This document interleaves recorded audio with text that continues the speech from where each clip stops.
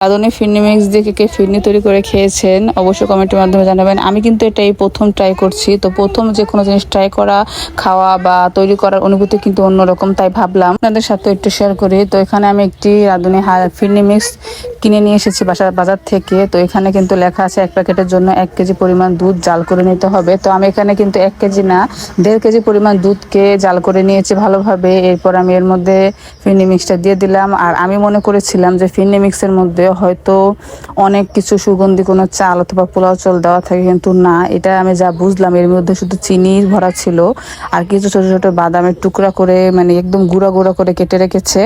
আর চালটা দেখলাম যেমন ভাতের চাল না অন্য কোনো চাল হবে, মানে এখানে কোনো সুগন্ধি অথবা কোনো পোলাও চাল বলতে নেই।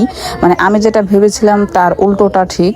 হয়তো এখানে একটু ঘ্রাণ জাতীয়, জানি রান্না করলে ঘ্রাণ হয় সেরকম জাতীয় কিছুর ভিতরে দেওয়া ছিল, মেডিসিন জাতীয়, যার কারণে এখানে একটা আলাদা ঘ্রাণ আসছে, কিন্তু টেস্ট কিন্তু সেম একই রকম। ফিরনি মিক্সে যেরকম মনে ছিলাম আসলে ঠিক সেরকমটা না। এর থেকে আমাদের বাসায় তৈরি করা ফিরনিটাই স্বাদ, টেস্ট সবকিছু অন্যরকম হয়।